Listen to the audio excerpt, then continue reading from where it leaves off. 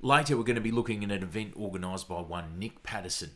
This isn't a fair representation of Nick these days, but this is him as I will always choose to remember him, doing what he loved the most, fighting and being fought by cops. Watchers of my channel from the days of yore will recall Nick as a former competition fighter and frustrated gym owner who gained attention by way of Rebel news coverage during COVID-era lockdowns for refusing to abide by mandates and orders to shut down his business.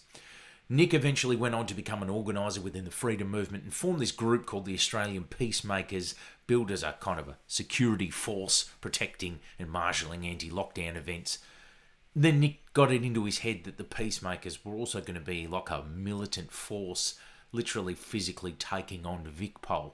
At the height of his confidence, Nick was literally challenging armed and armoured Port Team riot cops to brawls on several occasions.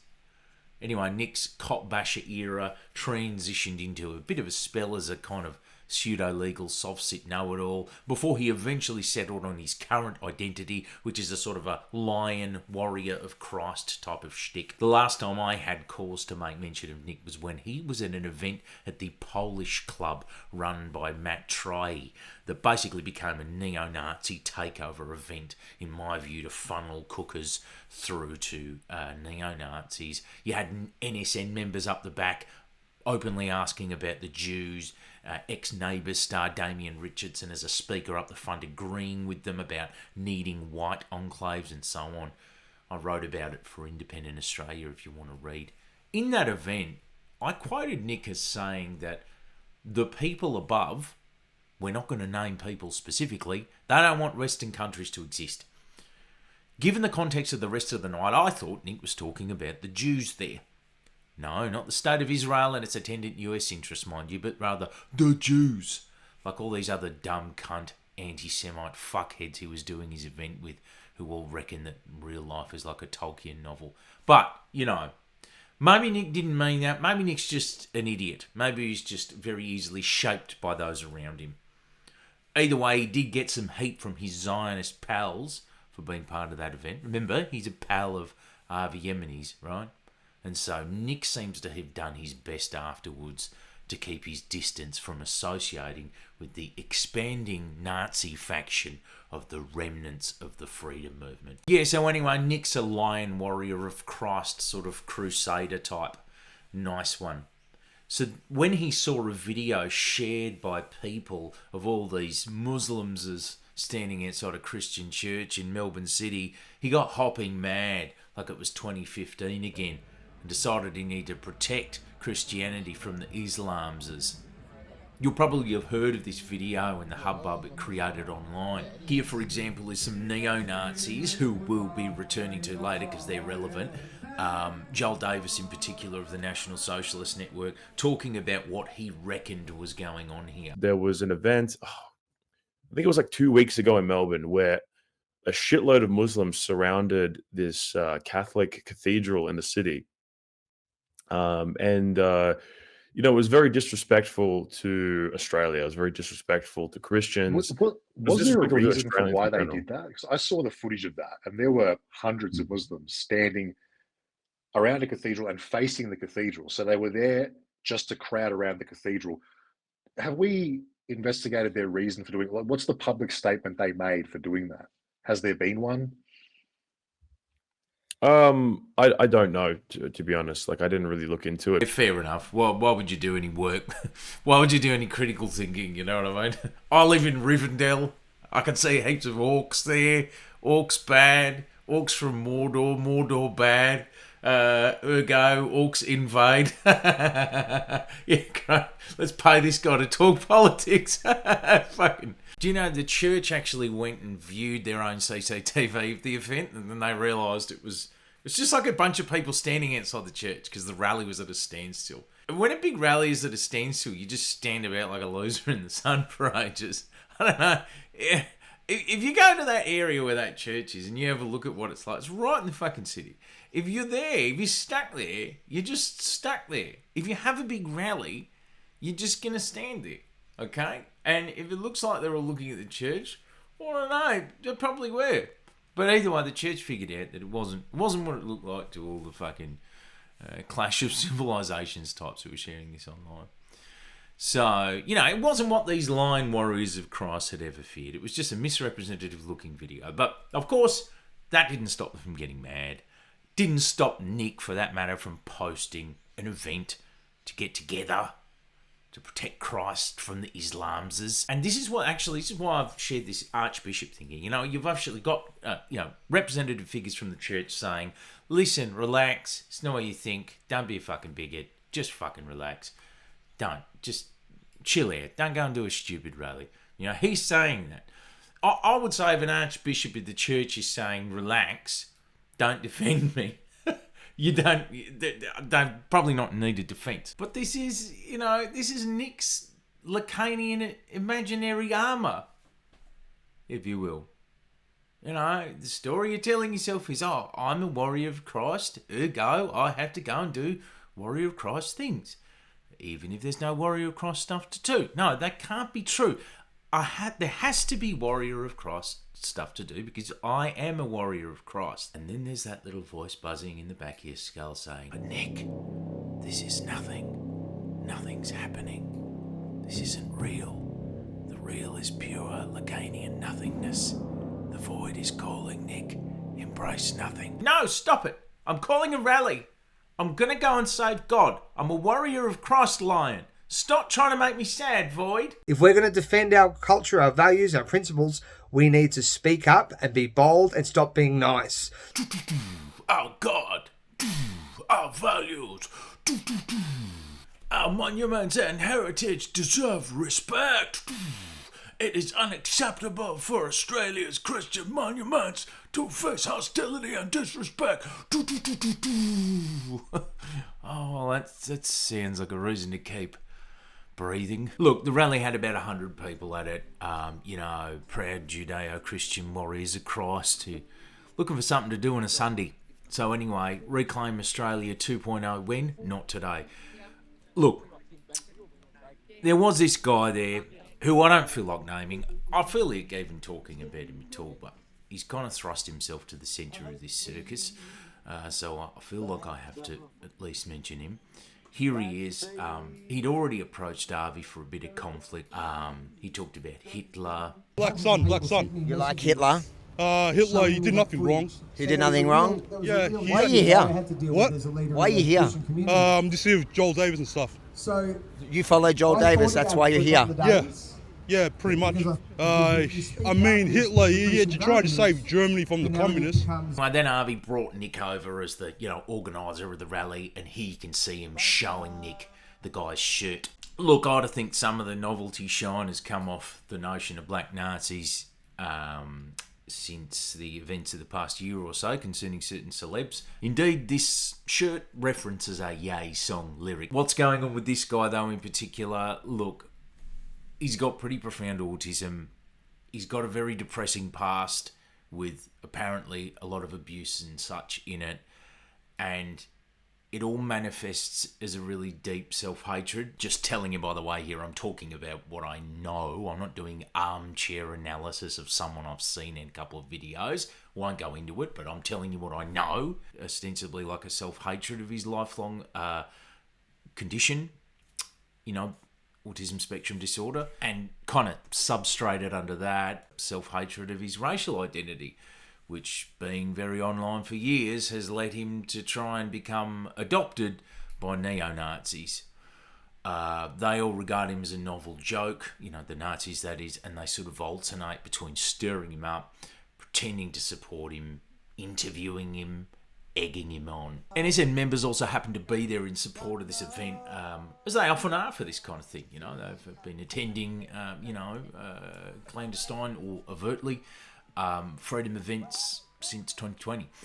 But the aggravating presence of this, African bloke wearing a Nazi shirt led to Nick Patterson kicking all the Nazis out.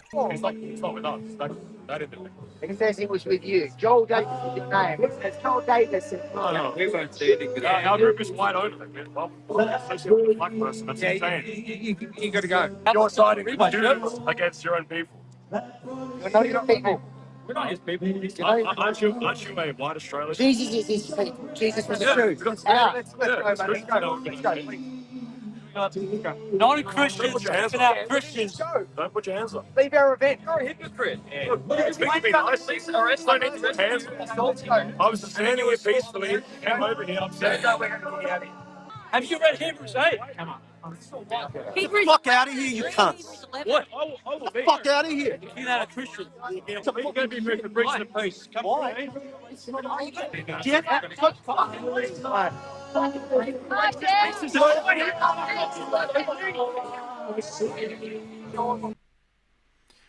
And, you know, here we go. You can obviously see Avi Yemini in there, whose interests are obviously, you know, in line with having them all ejected. Joel Davis has been carrying on about it ever since. What a coward this Nick Patterson is. What a coward and what a pathetic loser. Didn't the Jews literally execute your Lord and Savior, Jesus Christ? And you side with these Christ killers against your own Australian brothers and sisters.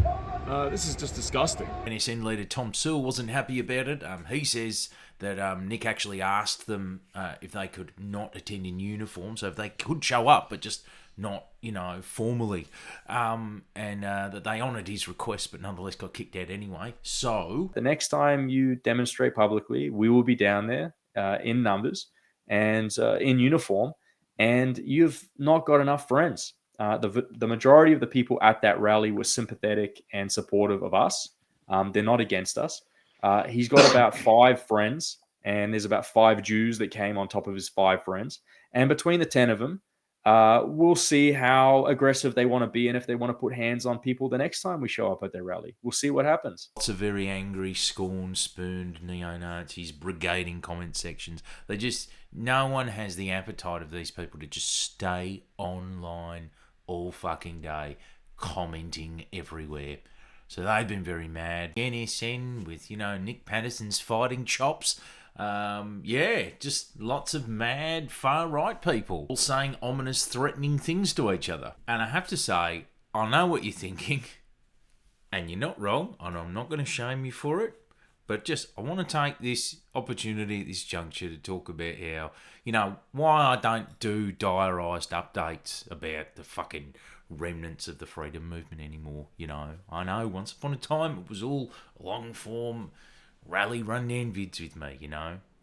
I don't look at the remnants of the freedom movement, all the various orbiting influences and various movements trying to take a bite out of whatever's left, because, you know, I don't think they deserve to have their every move relayed by me like it's a riveting soap opera, because it's not. Sometimes you've got to ask yourself, you know, when you see a movement lose its place in the sun, you know, maybe it's just time to gently let the book close.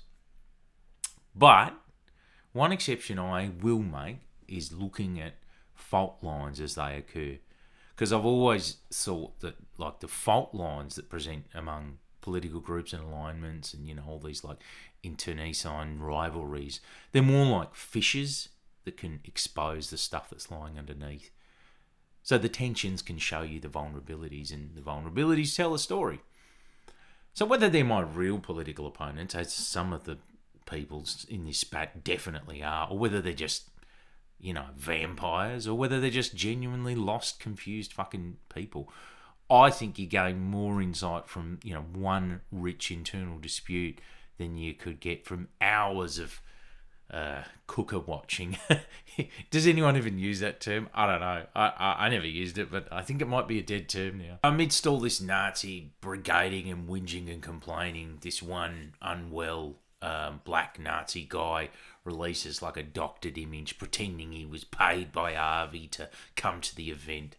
It makes no sense at all, but, you know, it seeds the idea that, like, Avi is meddling in the, you know, Nick's affairs in the freedom movement. Whereas what's actually happening is that it's Nazi meddling in freedom movement affairs. It's Nazis using this neurodivergent dude by getting him to pretend that Avi's using a neurodivergent dude. Avi responds to that, he explains what's going on. He says, no, of course I didn't, put him up to it. Everyone gets their content, so I guess they're all happy. So we have the NSN accusing Avi Yemini of using the freedom movement and exercising undue influence over it. Then we have Avi accusing the NSN of meddling, manipulating a vulnerable autistic person to play their games for them, broadly speaking of using the freedom movement. Who's in the right? The amount of deeply arrogant, condescending shit I have seen during the life of the freedom movement years coming from both neo-Nazi and rebel news camps, due to both camps' deeply held belief that the movement was their kind of stupid, gullible tool to shape or take money from in whatever way they pleased. And in many respects, they really got away with it. Avi Yemini made buckets of money from the anti-lockdown movement during COVID. Heaps of money. And as we now know from Tom Sewell, when he responded to this, it's not just a theory anymore. The NSN recruited half their numbers from the freedom movement during and after COVID. Half. These maggots accusing each other of meddling is the fucking Spiderman meme. I can tell you, this kid is just the latest one in a huge line of very neurodivergent loners that I've seen nationalists use over the years. Like, it's an actual stated strategy of theirs quite often. I've listened to some of them gloat on nationalist podcasts about it before, about like cladding their movement in autistic people that they can manipulate and provoke into a kind of dogged loyalty. Isn't that just unbearably fucked in the head? Pity me, mate. I've been looking at these maggots for a fucking decade. And, the funny thing is, because I've also been, looking at people like Yemini for that decade too. Funny thing about these anti-Semite neo-Nazis, the organised racists in Australia and Zionists like Yemini, they're both Jewish exceptionalists. I respect the Jews more than I respect Nick Patterson, because at least the Jews are putting themselves first. It makes sense why Avi Yemini behaves the way that he behaves. They both desire ethno-states. So you're saying when Hitler comes back, then you need an Israel? You should agree with that. You want all the Jews out, so perfect. They've got a safe place. So why are you against Israel? The anti-Semite white supremacist contention of what the Jews already have, that sort of power conspiracy, not related to the state of Israel, but in the kind of like the Tolkien orcs from Mordor kind, is basically one-to-one with their notion of what their white people deserve. They're both bullshit artists, they're both meddlers, they're actually perfect for each other. And you know what? What really delights me is that for all their delusions of grandeur, Avi Yemini, the international journalist, NSN, the mighty ascendant militant neo-Nazi group, for Yemini, now he has to walk around the somewhat reduced IRL activist spaces that he's, comfortable, tolerated in, alongside the neo-Nazis that he sometimes used to shake hands with. And for the NSN, they finally got kicked out of a freedom movement event. Bit late, but it happened. This is one of the only non-Nazi spaces they've ever been free to roam in. And now some cook has gone and punched a Nazi in the face, and they've all been roughly rejected from the event.